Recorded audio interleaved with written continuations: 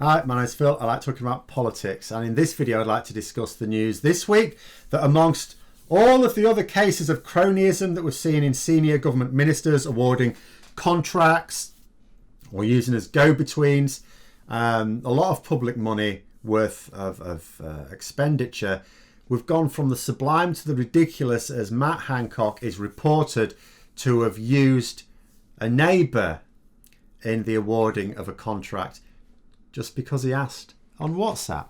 But first, if you'd like to be notified of daily news and politics, please subscribe to the channel and click the bell notification icon.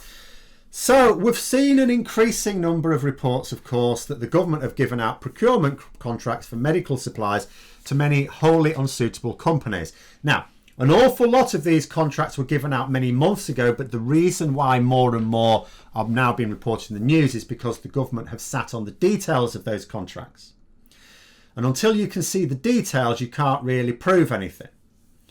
Now, these are companies that not exclusively, of course, we have actually dealt with some genuine companies. We've dealt with some companies that were not really the most suitable, but still delivered something.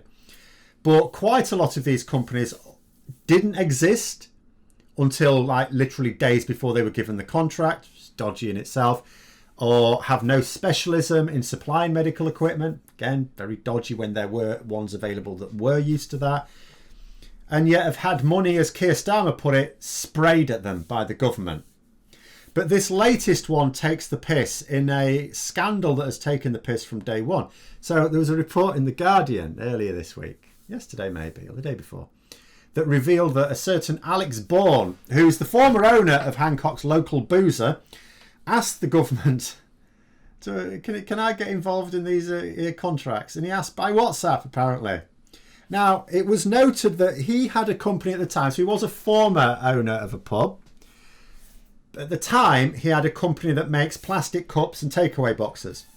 They may be very good. But, you know, perhaps he'd heard that, you know, if you're mates with a government minister, you can get a contract to supply medical equipment and even charge well over the odds for it. Sometimes you can even get the order badly wrong and they'll just hush it all up for you. So Mr. Bourne maybe reckoned he could supply medical grade vials for COVID testing, or at least get in on it. I'm not suggesting manufacture them. Now, WhatsApp is a funny thing.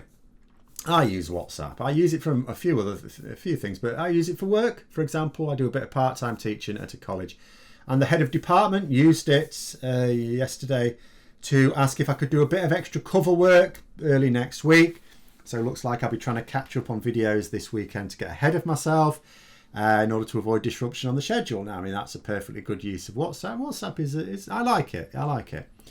But what I've never really thought of as a great use for WhatsApp was offering to be involved in large sums of taxpayers' money in return for goods that you've no experience of dealing with. And I know that normal tendering processes have been suspended for the emergency. I'm still not sure that this is how it's supposed to be done. Hi Matt, seen you've been chucking money about like it's going out of fashion. Any chance I could get in on it? Can I have a little taste of the magic money tree, please? Now, as part of this report, Alex Bourne has said that he put the Department of Health in touch with a supplier and that he didn't personally benefit commercially from his involvement at all. Okay, and it has to be said, until details of a contract emerge, we have no proof that he has. Make that clear. The thing is, though, I have a few problems with this statement.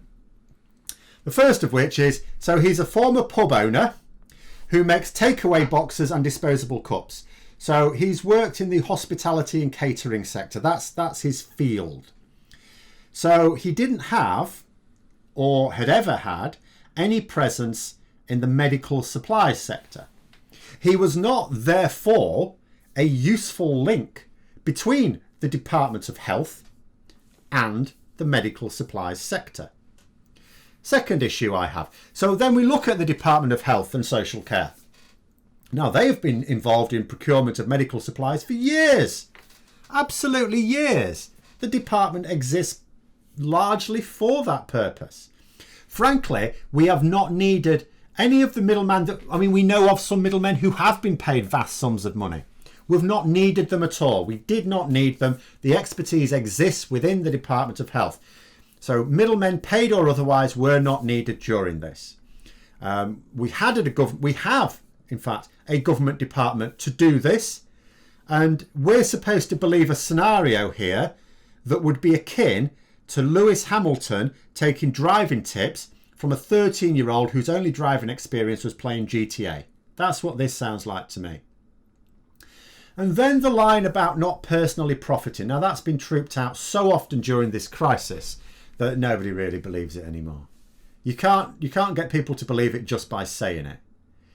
And again, in order to believe it, we'd have to be asked to believe that Bourne had some special insight into this industry that would convince he was just acting out of civic duty. Oh, I've heard you got a problem, Matt, mate. I happen to know lots about supplying medical equipment, in my capacity as someone who served you beer and now makes boxes for Chinese takeaways.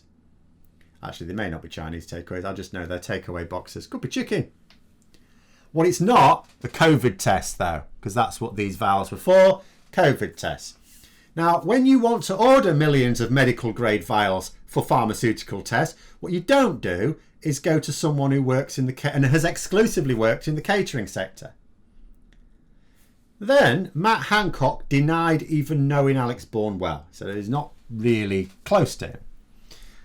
Now, this put me in mind. Do you remember all those times when Donald Trump, particularly in the early years of his presidency, early couple of years, he's not going to have many years as president, and people would draw links between him and other people, and if he decided that they were not the sort of people, he should be closely associated with, he would just deny ever knowing them. And then people would furnish the world with photos and videos of him. Not just with those people, because you could always argue you meet people all the time. You don't really know them. You shake their hands. Someone might take a photo off. They go, you don't know who they were. But in the photos and even videos, being familiar enough that it's very clear that they were more than just one-off acquaintances. Well, similar photographic and other documentary evidence that Hancock knows Bourne as well. And here's the thing. So let's say it was all above board. And I have to say, given that there's been admission of exchanges of messages in like email and text, and we're told WhatsApp as well. I mean, that's not how a government minister normally communicates with a stranger who just happens to be one of their constituents. But if it all was proper and above board, why lie about it? Why didn't Hancock just say, yeah, I knew the guy well, he's one of my neighbours, I used to go to his pub. And we talked about the crisis. I know him socially, but he wasn't involved in any procurement, and I've not paid him any money, and the government's not paid him any money. He's not benefited from any public money at all. I mean, there'd be nothing wrong with that if that were true. I mean, you only need to cover your tracks when there are tracks to cover. Of course, this is just one of the more comical examples of a serious issue of corruption on a grand scale, quite frankly. Hundreds of millions of pounds worth of public money has definitely been completely wasted. When I say that, I mean we didn't get anything at all for it. Whilst billions has been spent on goods or services that were either of insufficient quality, couldn't be used, or were massively inflated in price, meaning a great deal more money has been wasted as compared to if we'd have used normal procurement arrangements that would have been fit for purpose, where we'd have got good value. Now, some may know, for example, that the Good Law Project have been pursuing quite a lot of these cases. I've talked about a few of them, and they have now succeeded in winning full court hearings early next year, I think February. Of course, this will not bother the corrupt ministers. The way some people have likened this, it's like a trolley dash on the country's finances. Perhaps they know they've got a limited amount of time to steal as much as they can, and I'm quite sure that they know that even if found to have acted unlawfully next year by a court, there's no consequences for them. It's not like you or I being found to have unlawfully fiddled public finances. They won't face personal legal action. They won't be jailed. They won't be fined as an ordinary person who rips off the country for far less would be. They won't even have to resign as ministers. The best we can hope for is that maybe they have to scale back on their corrupt dealings after that point. But by then, who knows how far they'll have stuffed the country's finances. Legal action is not a quick process. It may be that it's so bad that it becomes then impossible for even a patriotic government that may take over in 2024 to get a grip on the situation in less than a generation. But there it is. Those are my thoughts. Let me know yours in the comments below. I hope you found the video interesting. If you did, don't forget to click the like button. If you'd like to support the channel further, please also click the Patreon link for details. And until next time, I'll see you later.